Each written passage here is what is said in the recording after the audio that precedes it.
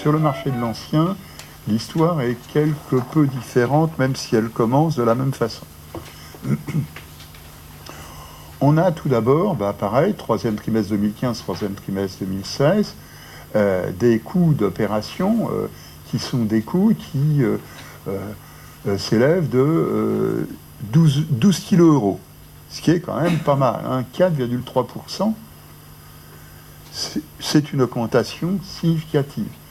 Et puis là, on a des revenus des ménages qui sont des revenus qui progressent mollement, 0,6% sur les 9 mois. Si on compare troisième trimestre à troisième trimestre, on est même en léger recul.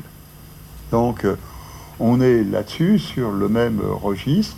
La seule petite différence, c'est que le niveau de l'apport personnel progresse un peu, même si le taux d'apport personnel reste, pour le moment, encore en léger repli.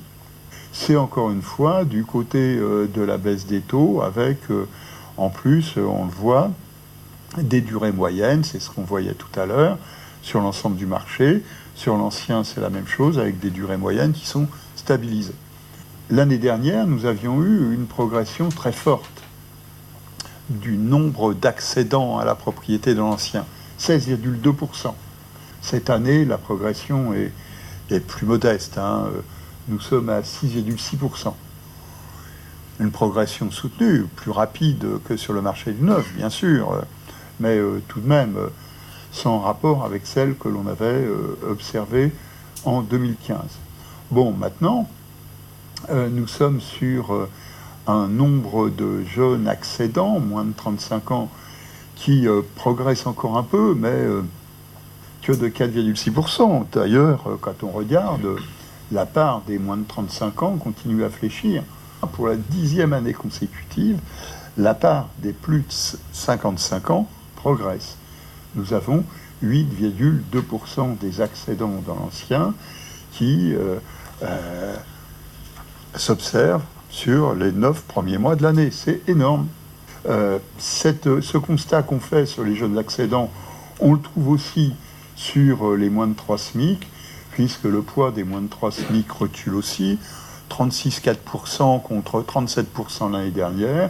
Ça signifie qu'on a des effectifs qui augmentent, mais finalement qui augmentent plus modérément, 4,9%. Donc il n'y a pas de constat qui est constat de drame sur le marché de l'ancien, il y a simplement le constat d'un ralentissement qui se confirme de trimestre en trimestre ou de mois en mois. L'ensemble étant compréhensible, si on peut dire, dès lors qu'on essaie de synthétiser l'indicateur de solvabilité de la demande, puisque depuis une année et demie, maintenant, l'indicateur de solvabilité de la demande est plat, certes à bon niveau, mais sans aucune comparaison en matière d'amélioration avec ce que l'on a pu connaître sur le marché du neuf. Alors donc, dans ce cas de figure, on n'a pas beaucoup de surprises quand on regarde ce qui se passe sur la production de crédit. À fin octobre, en trimestriel glissant, nous sommes à plus 1,8% d'augmentation pour la production. En niveau annuel glissant, nous sommes à 2,3% d'augmentation.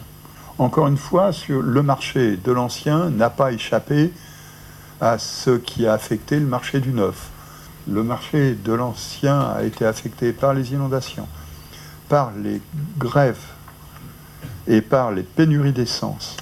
Et puis après, nous avons eu la vague d'attentats qui a affecté la volonté d'acheter pour une partie des ménages, ce qui peut se comprendre. Donc on est finalement sur le marché de l'ancien comme sur le marché du neuf, avec une activité qui a commencé à se ressaisir au mois de septembre et qui s'est pleinement ressaisie en octobre. Nous avons un mois d'octobre qui est assez exceptionnel de ce point de vue-là. Et on voit bien d'ailleurs l'impact que cela, la production de crédit relève la tête depuis 2 mois lorsqu'on regarde le total des prêts bancaires. Donc voilà, finalement, nous avons un marché qui est un marché qui se porte bien, un peu décevant au global. Globalement, tout ça est un peu décevant. C'est un peu décevant parce que on a l'impression que les conditions de crédit, finalement, qui auraient pu permettre au marché de connaître un niveau d'activité plus fort que celui auquel on assiste depuis quelques mois.